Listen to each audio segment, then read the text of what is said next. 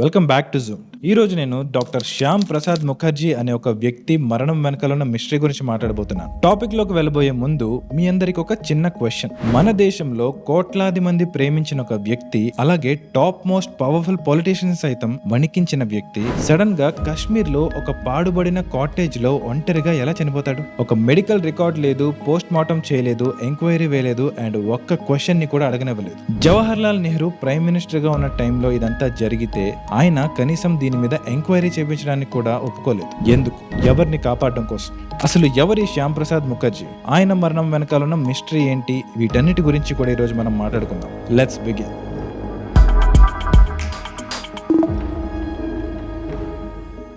Doctor Shyam Prasad Mukherjee మామూలు వ్యక్తి కాదు. ఆయన ఒక వెల్ ఎడ్యుకేటెడ్ అలాగే రెప్యూటెడ్ ఫ్యామిలీలో 1901లో పుట్టారు. ఆయన ఫాదర్ పేరు అశుతోష్ ముఖర్జీ. ఈయన ఒక జడ్జ్, అలాగే కాల్కటా యూనివర్సిటీకి వైస్ ఛాన్సలర్ కూడా. ఈయనకి టైగర్ ఆఫ్ బెంగాల్ అనే బిరుదు కూడా ఉంది. ఆ ఫైరే ఈ శ్యామ్ ప్రసాద్ ముఖర్జీ గారు కూడా వచ్చిందని చెప్తూ ఉంటారు. సో అలా మన శ్యామ్ ప్రసాద్ ముఖర్జీ గారు ప్రెసిడెన్సీ కాలేజ్ లో గ్రాడ్యుయేట్ అయ్యారు. ఆ తర్వాత ఆయన మాస్టర్స్ కాల్కటా యూనివర్సిటీలో చేసి అండ్ అక్కడ నుండి లండన్ లో లింకన్స్ ఇన్ లో చదివి అక్కడే బారిస్టర్ అయ్యారు. 33 ఏళ్లకే ఈయన కాల్కటా యూనివర్సిటీకి వరల్డ్స్ యంగెస్ట్ వైస్ ఛాన్సలర్ అయ్యారు. మన ఇండియాకి ఇండిపెండెన్స్ వచ్చిన తర్వాత జవహర్ లాల్ నెహ్రూ గారి క్యాబినెట్ లో India's first minister of industry and supply అయ్యారు. సో కథ ఇలా నడుస్తుండగా ఎప్పుడైతే నెహ్రూ లిఖాయత్ ప్యాక్ట్ ని 1950లో సైన్ చేశారో, యాక్చువల్లీ ఆ ప్యాక్ట్ వల్ల ముస్లిమ్స్ సేఫ్ గానే ఉన్నారు, కానీ ఈస్ట్ పాకిస్తాన్ లో ఉన్న హిందూస్ బలైపోయారు. సో ఇలాంటి ఒక దారుణమైన ప్యాక్ట్ ని చేసినందుకు శ్యామ్ ప్రసాద్ ముఖర్జీ గారు, నా ప్రజలకి ఇలా నేను అన్యాయం జరుగుతుంటే చూడలేను అని చెప్పి ఆయన పొజిషన్ కి రిజైన్ చేసేసి కాంగ్రెస్ నుంచి బయటకు వచ్చేసారు. అలా ఆయన బయటకు వచ్చి ఒక పార్టీని పెట్టారు. ఆ పార్టీ పేరే భారతీయ జన సంఘ్. ఈ రోజు ఉన్న బీజేపీకి అదే ఐడియాలజికల్ రూట్ అని చెప్పొచ్చు. కల్చరల్ నేషనలిజం అనే సిద్ధాంతంతో యూనిటీ అండ్ ఈక్వాలిటీ కోసం ఫైట్ చేసేవారు. కానీ ఈయనకున్న ఈ విజన్ వల్ల ఈయన ప్రాణానికి ముప్పుందని ఎవరు గ్రహించలేకపోయారు. ఇండిపెండెన్స్ తర్వాత ఎప్పుడైతే కశ్మీర్ ని రూల్ చేస్తున్న మహారాజా హరిసింగ్ కశ్మీర్ ని ఇండియాలోకి కలపడానికి ఇన్స్ట్రుమెంట్ ఆఫ్ యాక్సెషన్ ని సైన్ చేసేశారో, అప్పుడే కశ్మీర్ ఇండియాలో కలిసిపోయింది. కానీ జవహర్ లాల్ నెహ్రూ మాత్రం సర్దార్ వల్లభాయ్ పటేల్ గారి మాటల్ని కూడా పక్కన పెట్టి షేక్ అబ్దుల్లా అనే ఒక వ్యక్తితో ఉన్న ఆయన ఫ్రెండ్షిప్ మూలాన మహారాజా హరిసింగ్ ని తప్పించి కశ్మీర్ కి షేక్ అబ్దుల్లాని ప్రైమ్ మినిస్టర్ చేశాడు. గుర్తుపెట్టుకోండి, కశ్మీర్ కి చీఫ్ మినిస్టర్ కాదు, ఏకంగా ప్రైమ్ మినిస్టర్ ని చేశాడు. ఒకసారి ఆలోచించండి, ఒక దేశానికి ఎంతమంది ప్రైమ్ మినిస్టర్స్ ఉంటారు?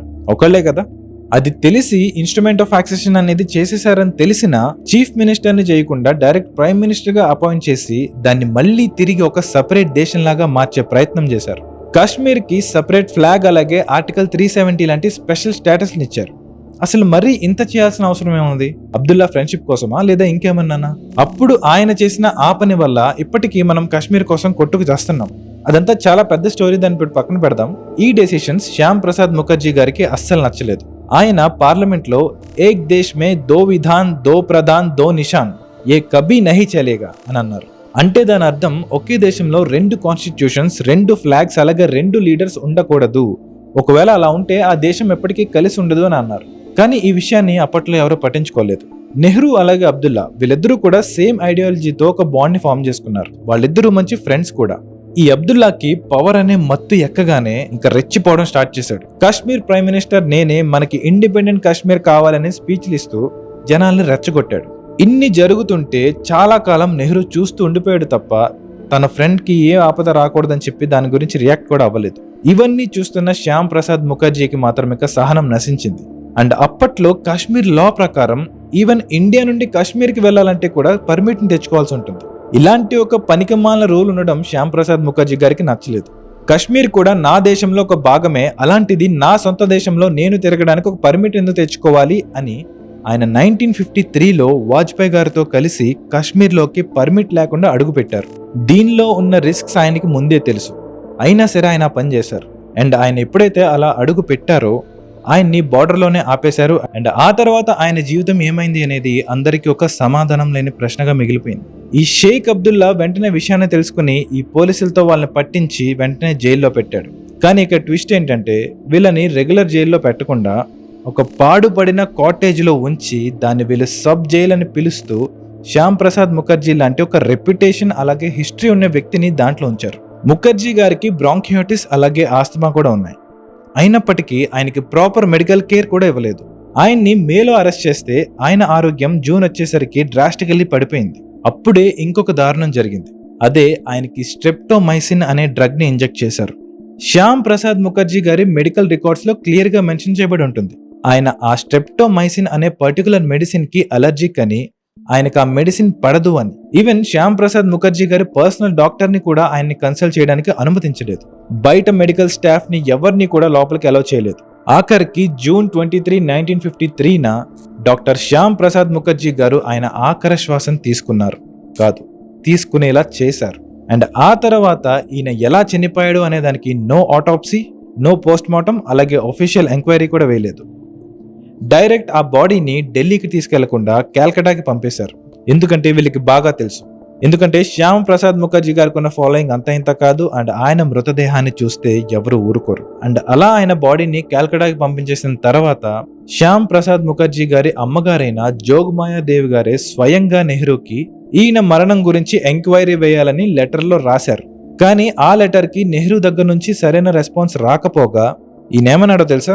ఎన్ ఎంక్వైరీ వుడ్ డిస్రప్ట్ కశ్మీర్స్ అడ్మినిస్ట్రేషన్. అంటే కశ్మీర్ పరిపాలనకి ఈ ఎంక్వైరీ హాని చేస్తుంది అని చెప్పాడు ఓపెన్ గా. అండ్ అప్పుడు జనాలు కూడా ఈ ట్రాష్ ని ఎలా యాక్సెప్ట్ చేశారో నాకు ఇప్పటికీ అర్థం కావట్లేదు. స్కూల్ కి వెళ్లే పిల్లని అడిగినా చెప్తాడు ఇందులో అనుమానించాల్సిన విషయాలు చాలా ఉన్నాయని. కానీ దీని మీద ఎవరు యాక్షన్ తీసుకోలేదు. అండ్ ఈ రోజు కూడా శ్యామ్ ప్రసాద్ ముఖర్జీ గారి మరణం పైన ఎటువంటి క్లారిటీ లేదు. నెహ్రూ ఇదంతా ఎందుకు చేశారు? ఆయన ఫ్రెండ్ అయిన అబ్దుల్లాని కాపాడుకోవడానికా, లేదా ఆయన్నే కాపాడుకోవడానికా? Former prime minister of India అయిన అటల్ బిహారీ వాజ్పేయి గారు కూడా ఎవరైతే శ్యామ్ ప్రసాద్ ముఖర్జీ గారితో కలిసి కశ్మీర్ బార్డర్ కి వెళ్లారో ఆయనే స్వయంగా 2004లో శ్యామ్ ప్రసాద్ ముఖర్జీ గారి మరణం ట్రాజడీ కాదు, అదొక కాన్స్పిరసీ, అంటే కుట్ర అని అన్నారు. ఇదే కాదు, ఇంకా చాలా విషయాలు, చాలా డార్క్ సీక్రెట్స్ మన హిస్టరీలో ఉన్నాయి. అండ్ అవన్నీ కూడా పవర్ లో ఉండి అందరి నోళ్ళు నొక్కేసి నిజాల్ని దాచేశారు. అండ్ ఇలాంటి దారుణాలన్నీ చూశాక అలాగే విన్నాక చాలా మందికి కాంగ్రెస్ మీద ఉన్న నమ్మకం కాస్త కంప్లీట్లీ పోయింది. పవర్ కోసం ఎంత దూరమైనా వెళ్తారని చెప్పి ఎన్నో సందర్భాలు వీళ్ళు ప్రూవ్ చేసుకుంటూ వచ్చారు. అండ్ ఇదంతా నేను మాట్లాడేసరికి మీలో చాలా మందికి అనుమానం రావచ్చు, మేబీ బీజేపీ నా వెనకాలండి ఇవన్నీ నాతో చెప్పిస్తుందేమో, లేదా నేనే బీజేపీ వెనకాల ఉన్నానేమో అని. ఆ రెండూ కాదు. అసలు కాంగ్రెస్ అనే పార్టీ ఇంకా ఈ దేశంలో ఉంది అంటేనే చాలా ఆశ్చర్యంగా ఉంది. అలా అని చెప్పి బీజేపీ పర్ఫెక్ట్ అని నేను ఎప్పుడు చెప్పను. బీజేపీ చేసే పనులు కూడా బీజేపీ చేస్తూ వచ్చింది. అండ్ దాని గురించి కూడా మనం చాలా సఫర్ అవ్వాల్సి ఉంటుంది ఫ్యూచర్లో. కానీ మనకి రెండు పార్టీస్ తప్పితే వేరే ఆప్షనే లేదు కదా. అండ్ నిజాలు మాట్లాడుకోవాలంటే బీజేపీ కంటే కాంగ్రెస్ 10 times వర్స్ట్ అనమాట. సో ఇప్పుడు చూసే కొంతమందిలో ఒక క్వశ్చన్ రావచ్చు, ఇవన్నీ ఎప్పుడో జరిగిపోయిన విషయాలు కదా, ఎందుకని ఇప్పుడు ఇవన్నీ తీసుకొచ్చి మాట్లాడదామని. మీ అందరికీ నేను ఇచ్చే సమాధానం ఏంటంటే, నిజాలకి ఎక్స్పైరీ డేట్స్ ఉండవు. ఒక ఫేమస్ మూవీలో డైలాగ్ ఉంటుంది కదా, justice delayed is justice denied. అదే ఫ్యాక్ట్. ఎందుకంటే శ్యామ్ ప్రసాద్ ముఖర్జీ గారి సాక్రిఫైస్ ఏ బీజేపీకో లేదా ఆర్ఎస్ఎస్కో లేదా ఇంకో పార్టీకి కాదు, అది మొత్తం మన భారతదేశాని కోసం చేశారు. ఇది అర్థం చేసుకున్నాడు మాత్రమే నా దృష్టిలో ఒక ట్రూ నేషనలిస్ట్ అవుతాడు. దీనికి కూడా పార్టీ రంగులు వేసేసి ఏదేదో చేసేస్తే వాళ్ళందరూ భూమికి భారం అవుతారు తప్పితే ఏ యూజ్ లేదు వాళ్ళ వల్ల. ఈ రోజు మనం ఆర్టికల్ 370ని రిమూవ్ చేయగలిగామన్నా, ఏ ఇండియన్ అయినా సరే కాశ్మీర్ కి పర్మిట్ లేకుండా వెళ్ళగలుగుతున్నాడన్నా, దానికోసం ఫైట్ చేసి చనిపోయిన వ్యక్తి డాక్టర్ శ్యామ్ ప్రసాద్ ముఖర్జీ అని మీరు గుర్తుపెట్టుకోండి. And his story deserves justice. అందుకే నేను పనిగట్టుకుని ఈ వీడియో చేశాను. మీరు కూడా నాలాగే ఫీల్ అవుతుంటే కింద కామెంట్లో ఖచ్చితంగా #JusticeForMukherjee అని టైప్ చేయండి. అలానే ఈ వీడియోని తప్పకుండా లైక్ చేసి అందరికీ షేర్ చేయండి. Let your friends know this truth as well. So ఈ వీడియో కింతే నెక్స్ట్ వీడియోలో మిమ్మల్ని మళ్ళీ కలుస్తాను. అంతవరకు టేక్ కేర్. అందరూ నాతో పాటు చెప్పండి, భారత్ మాతా కీ జై.